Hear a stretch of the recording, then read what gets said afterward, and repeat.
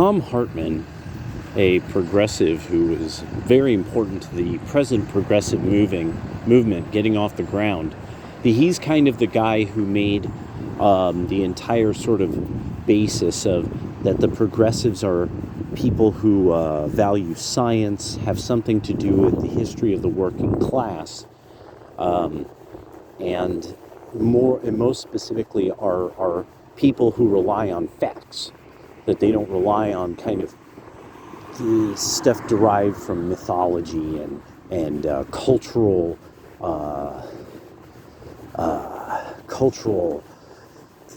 animosities of the past and stuff like that. So one of the key things he got into is how there was science that said, and this was one of the most important things that he ever did say, because it got cited many years later by the right.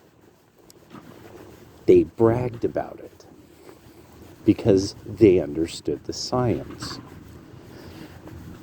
Hartman brings up that by this one kind of psychological survey, people who are like conservative, religious right, things like that, they were more quote-unquote fearful, or they feared things. Now, what was very interesting was he just kind of ends it at that. So he doesn't really get into like what was it that they were that what was being posited. And then the idea is too, Hartman did a very important thing that he fundamentally is key to the progressives, especially people like him, who they pose as being, say, well-informed about the culture of the right. They know, you see, they went to church, they've known, and they could talk about all this, ecumenical stuff that they've done, and all the, they can make a lot of shit up about how they think they know something about the right. But unless you actually understand, like, say, Catholic theology, and then, like, Christian psychology, and things like that, there's a lot of this stuff, there's a lot of things that's like, why would it be fear as the term? And there's actually a very good reason for that. Because their idea really is this: humans are actually bad. And that if you don't punish bad behavior, the ingenuity of humans, the way that we are just so good at doing all kinds of things, will figure out how to do bad better. That's a key concept, and no matter the arm of Christianity, Buddhists also think the same thing. You are most likely to direct yourself, and actually Taoists, people will embrace foolishness. They won't embrace wisdom. The people reject wisdom because it's simple. They reject me because I am unconventional. So, because they want to rely on their conventions, that concept, conventions of this idea of, we have a term, mammals, right? Well, generally, people would, it's called a convention. It's a form of an idea form, not an egregore. It's a different kind of thing. People fundamentally all agree on it. Is one of the key things. It develops naturally out of a culture. Trying to make race not real, you're seeing that's actually a battle of social conventions, even though one of these is absolutely a scientific kind of it's solid. There's a solid reason why race is real. It's not just something that somebody's just kind of some claptrap. That's simply not true. The genetic heritage is one of the most important factors in a person's health, their intelligence, the course of their life, even a lot of the patterns of their decision making, up to about, some people say 40%, but some people say 60 to up to 80. I think it could be 60 in some cases, down to 40 in others. And that's its own thing. So, Tom Hartman got into this a lot of years ago, many, many, many, many years ago, way over 10 now. And he would cite this with some frequency. So this comes down to, well, eventually the right cited it as well. And the way that the right cited it, they were like, yes, you should be afraid of things that are bad for you. When this is cited by the left doesn't say this. But the right is like, of course you should be afraid of things that are bad for you. They're bad for you. It's as simple as. It seems unconventional, but so that's what that was. And the right wore it with pride. They had none of them probably really knew by this time. This is in late millennial, early Gen Z, right wing. This was something that had come up. I forget even how. I think somebody on Twitter cited it. It's a study done on the minds of conservatives and liberals. So now, the LGBTQ plus IA2SP Incorporated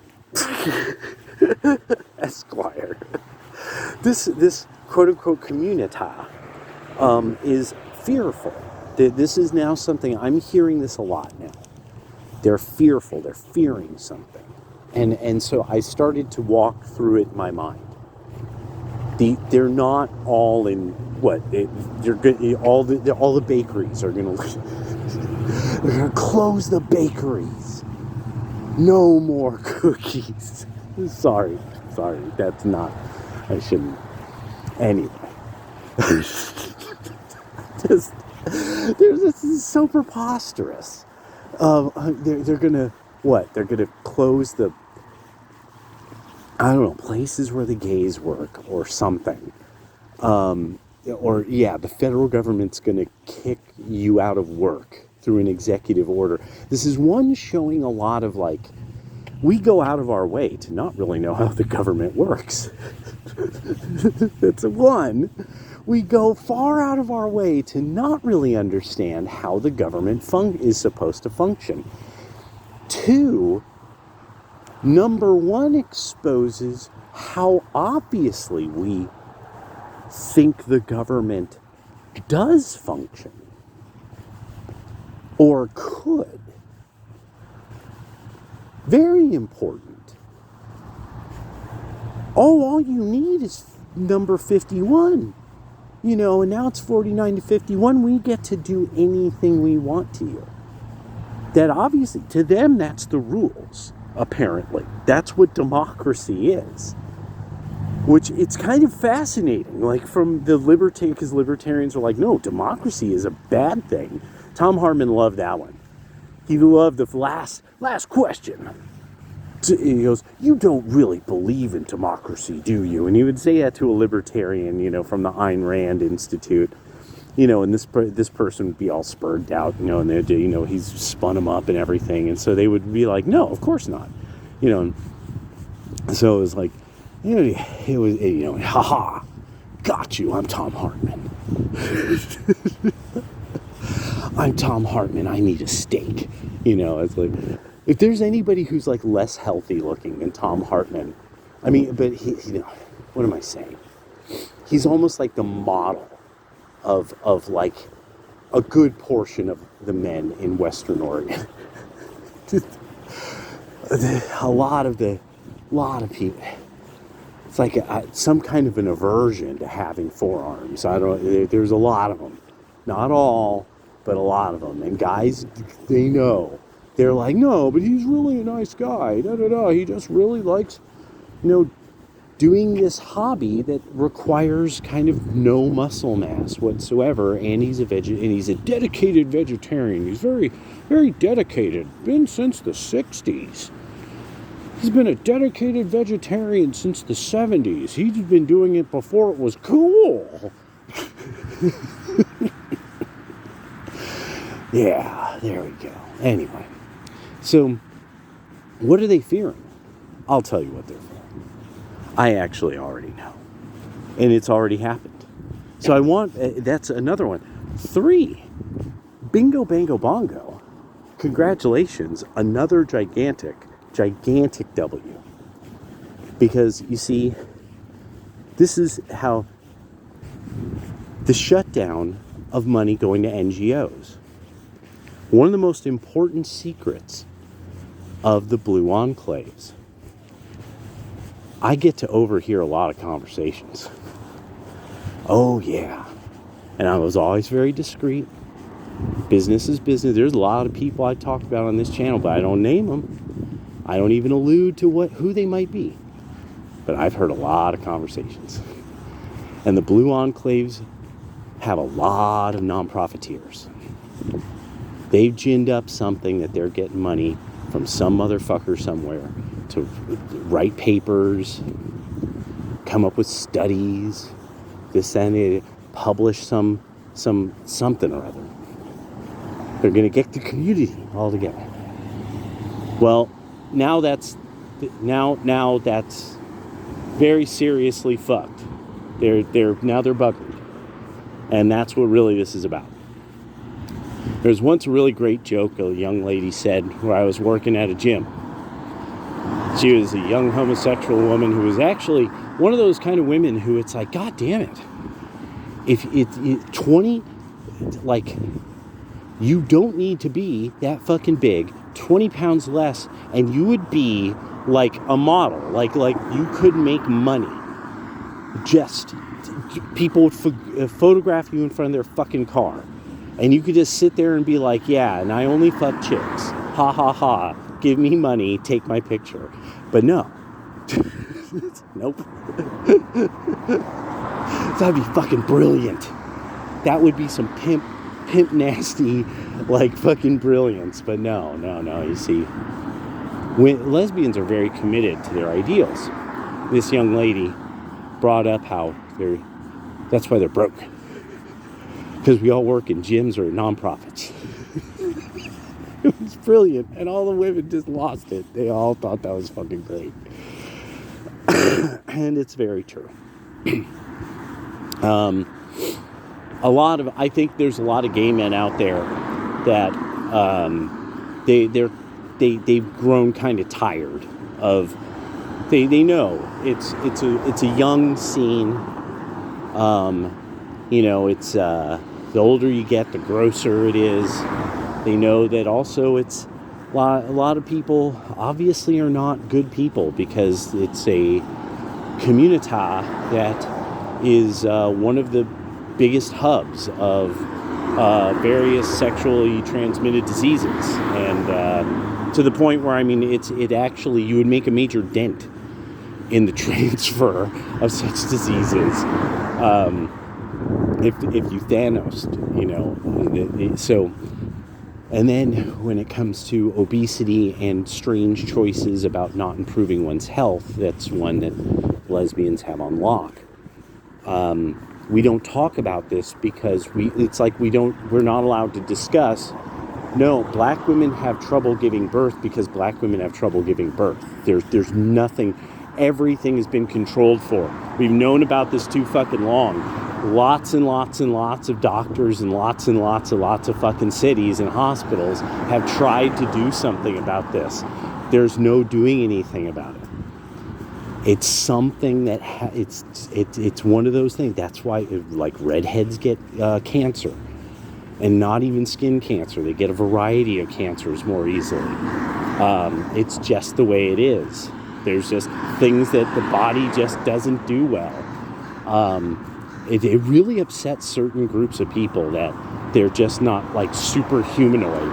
And it's like, who do you think is super humanoid? And then you go, oh, oh God, oh, I see it now. Oh no, oh God, you actually secretly are extremely envious. Oh no. You've exposed to me really what you think by saying this preposterous thing. Oh, God. Oh, the burden of such things. So, that's really what it's about. This is a group of people that also, there was one of the one of those people who brought it up. I could say it. It was Milo Yiannopoulos. He went on a reel about, and I don't mean a reel, like not a reel from whatever that social media thing is. He went on a reel about how Washington D.C. it's just like a gay man's paradise. It's just full of gay men in suits, bartering deals and trade and stuff, and I mean, but all political, and it kind of makes some sense. Just I know. There's words for it. But yeah, just it makes sense to me. I think other people understand this too. So I think people with experience with the community, in various communities, that they've been deep enough in them that they there's things that you start to notice about people, and you're like, boy, you guys are talking about that in front of me. Boy, I don't know if this is an honor or if I should just remember this so something bad doesn't happen to me. So,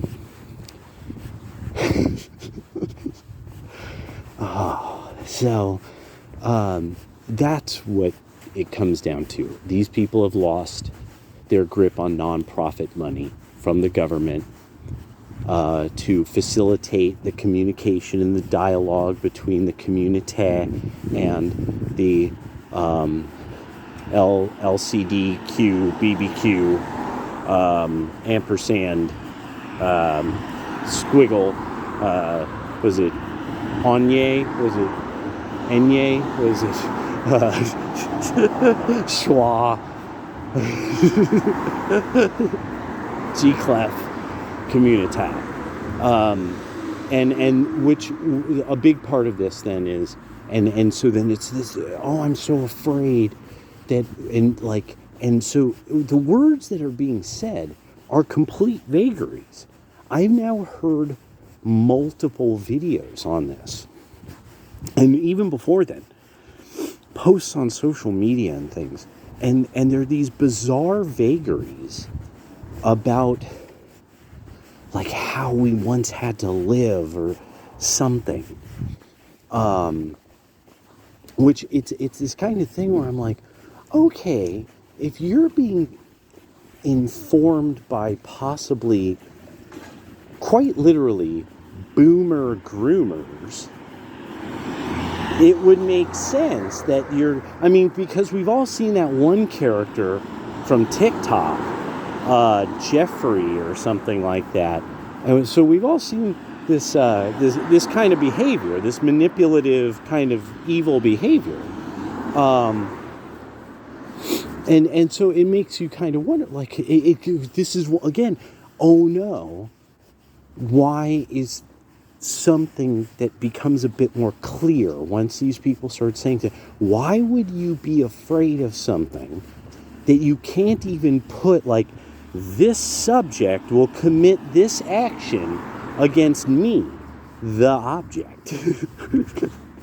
Or people, this person or this group, any entity in the universe will do this action to me. Subject, predicate, object. And that doesn't happen. That just does not happen. And I'm like, these are wordy people. I know that for sure. You almost know music that gay people like because there's way too many words in it, or none at all.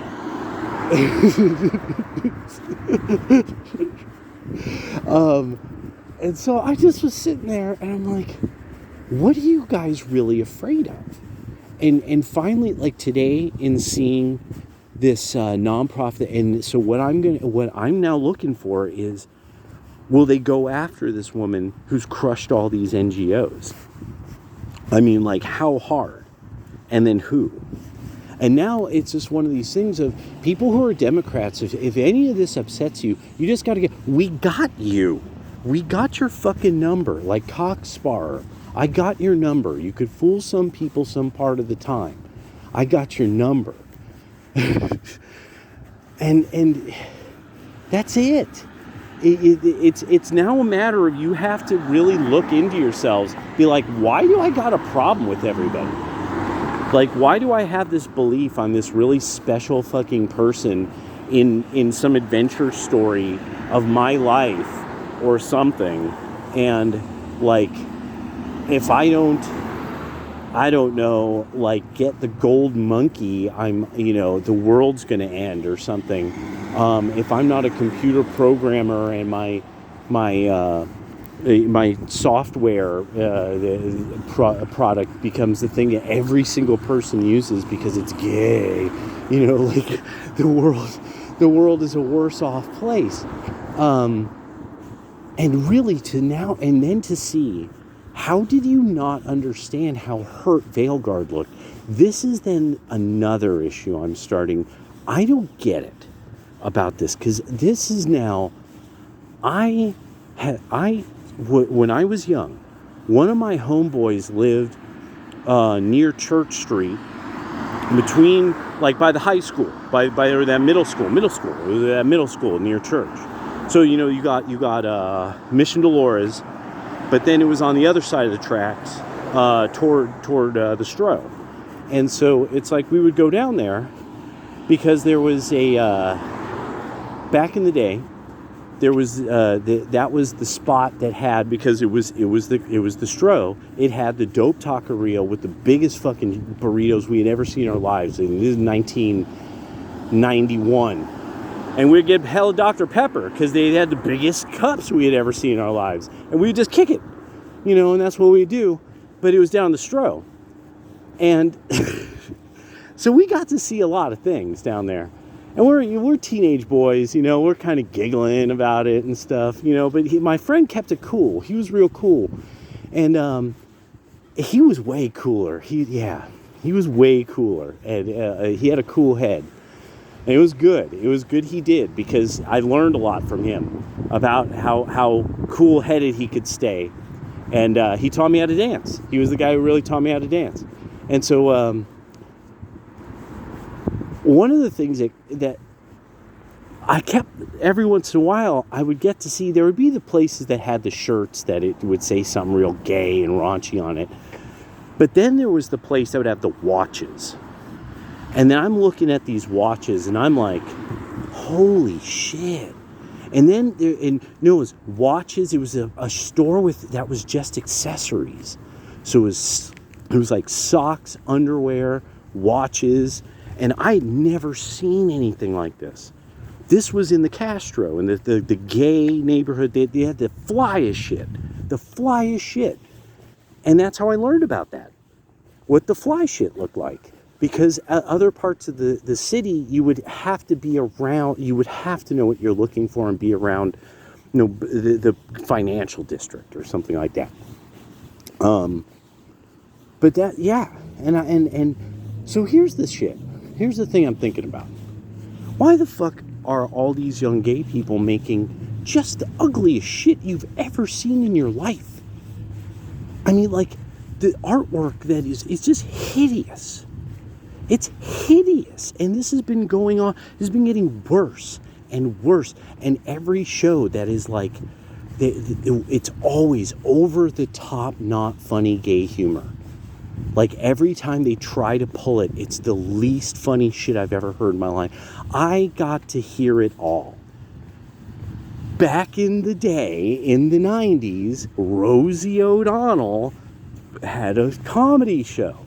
And she would have comedians up there. So all the people who are the old school comics now were all on there. And Rosie O'Donnell was the host.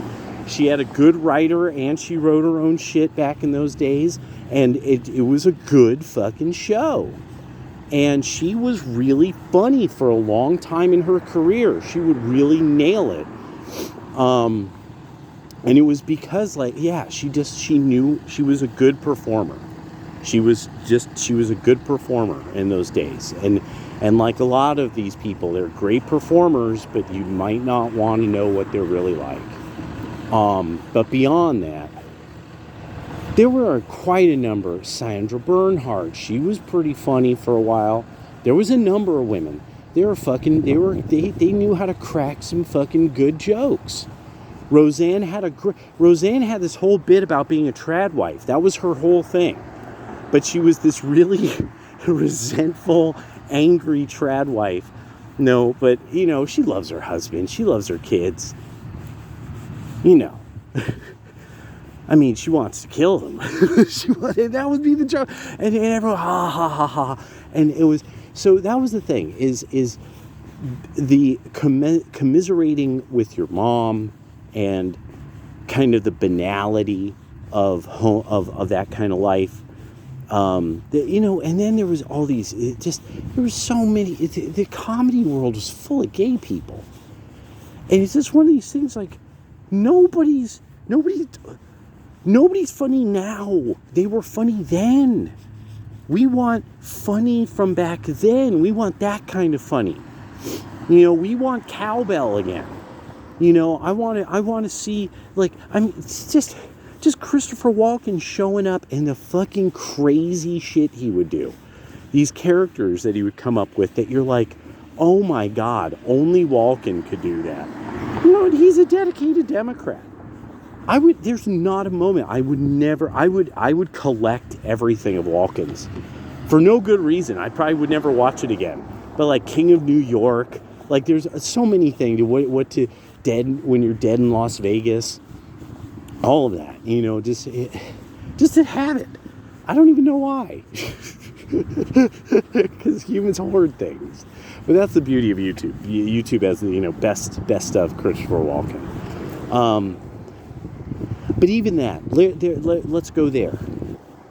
Song and Dance Man. Not only was he funny, not only was he was a song and dance man. So let's just go to that. Where are these people anymore?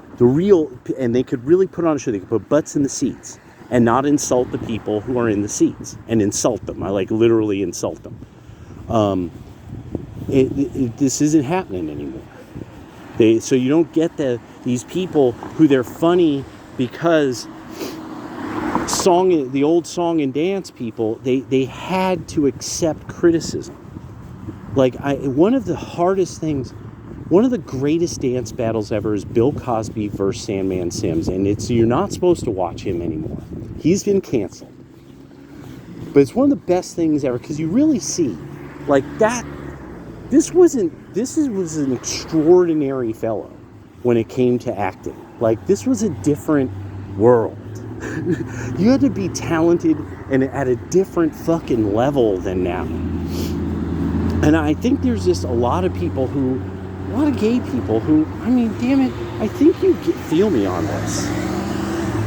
I think you guys get me on this. I think you guys feel there's never going to be a culture club again. Not because it's not that somebody won't do the act all wrong. They can't do it right. That's the kind of thing I mean. It was dope. And nobody cared. Nobody cared. It was a good fucking band. They had great songs. They're like, hey, I don't understand why he's dressed like that. He's kind of taking this David Bowie thing kind of far, but whatever.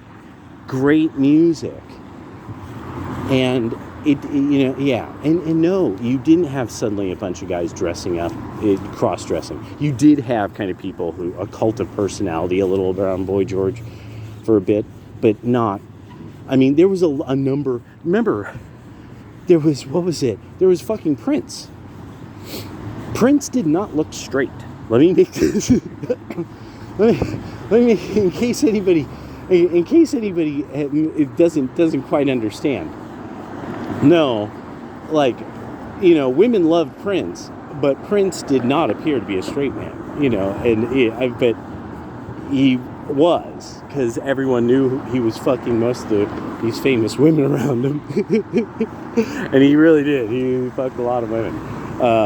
But yeah, so I don't know. I just, this was just something I was thinking about culture. What fear. And then it's that kind of thing too, of these like gay people who you've been through some shit. You're not afraid of Donald Trump. God damn it. You've been through worse. You've been through real bad something happening to you. And it like, oh yeah, this guy, because he doesn't want to, because he wants to clean out the Pentagon. They're gonna come in, and once the Pentagon's not there, they're gonna come and get us, kids. No. Doesn't even that sound like the worst possible plot of any television show that could ever? That sounds like something from, was it Studios? Not Toxic Studios. Oh well. Talk to you guys later.